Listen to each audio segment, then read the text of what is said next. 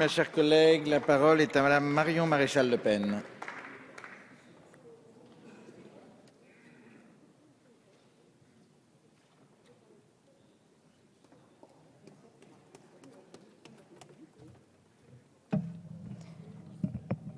Merci, Monsieur le Président. Monsieur le Ministre, chers collègues, voici donc la deuxième saison de votre série sur la réforme territoriale. Malheureusement, peu de surprises dans le script. Comme prévu, le département est en sursis. Comme prévu, les régions amorcent une autonomie politique qui se renforcera de réforme en réforme. Comme prévu, Bruxelles a soufflé à vos oreilles, en mai 2013, une organisation territoriale faisant table rase du passé, en créant des super-régions administratives sans aucune cohérence historique, en vidant petit à petit le département de ses compétences, en effaçant les communes derrière les intercommunalités, en favorisant l'émergence des métropoles mondialisées. Un coup d'accélérateur est donné pour permettre cette fameuse Europe des régions, où la nation disparaît au profit d'une collaboration interrégion ou euro-régionale. Demain, je prends date avec vous, se profilera la fusion des régions transnationales et il en sera définitivement fini de nos frontières nationales. Quoi de mieux pour affaiblir les résistances nationales, dernier rempart au fédéralisme européen, que de briser de l'intérieur le lien entre les Français et leur territoire.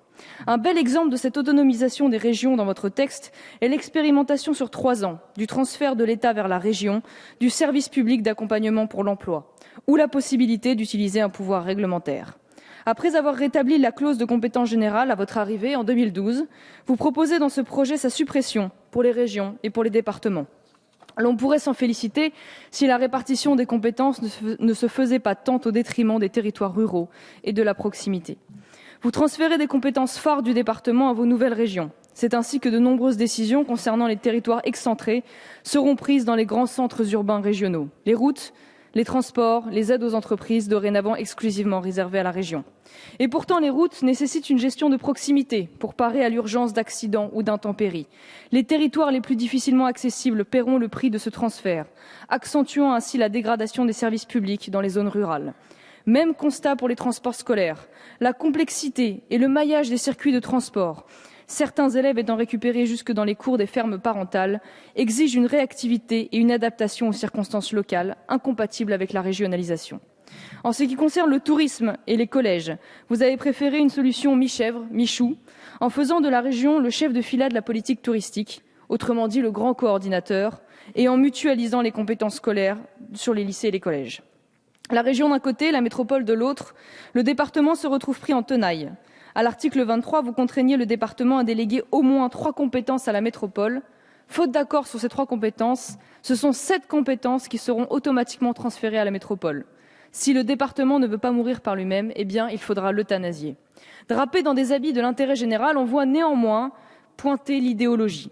J'en veux pour preuve l'article 28, faisant de la vie associative et de l'éducation populaire une compétence partagée. Disposition proposée par les écologistes, repris par les socialistes en commission, au prétexte que le texte initial ne permettait pas le financement croisé des associations antiracistes, d'éducation civique, de prévention de la violence ou de protection de l'environnement, dixit Madame Pompili. Que les copains des associations communautaristes et militantes d'extrême gauche se rassurent, pas de tarissement des financements publics au programme.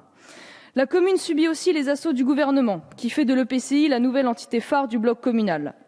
Le relèvement du seuil de l'intercommunalité de 5 000 à 20 000 habitants conduira à fusionner un grand nombre de communes et à noyer les plus petites d'entre elles. Or, pour garantir un processus décisionnel souple et efficace, il apparaît essentiel de conserver une intercommunalité resserrée, basée sur le volontariat, gage d'une vraie démocratie locale. Jusqu'ici, vos choix décentralisateurs n'ont fait qu'alourdir les dépenses publiques, les impôts locaux et les effectifs. Comment vous croire lorsque vous nous promettez les économies tant attendues? C'est oublier le coût pharaonique qu'engendrera la mise en place de ces réformes.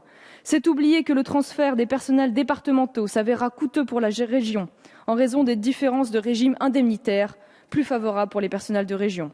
C'est oublier de dire que le transfert d'une politique d'un échelon à l'autre ne réduit pas le coût de cette politique, à moins d'en supprimer le contenu. C'est oublier de dire que vous avez dans le Vaucluse, par exemple, diminué le nombre de cantons, mais augmenté le nombre d'élus. Nous ne sommes pas dupes. La suppression du département était initialement prévue en 2020.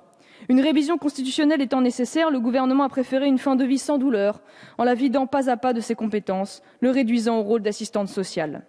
Le département est pourtant un formidable outil politique de proximité, plus adapté que la région, dont le centre de décision se trouve parfois à plusieurs centaines de kilomètres, mais aussi un outil de démocratie locale dont les élus sont plus accessibles que les élus régionaux. Ils doivent demeurer des lieux d'expertise, de décision, de soutien à l'emploi, et leurs compétences en matière de gestion des services publics locaux doivent être renforcées. Il n'y a aucune cohérence à augmenter la taille des régions tout en affaiblissant considérablement l'échelon de proximité qu'est le département. Ce projet méconnaît les réalités de terrain et les réalités historiques tout en aggravant la fracture territoriale.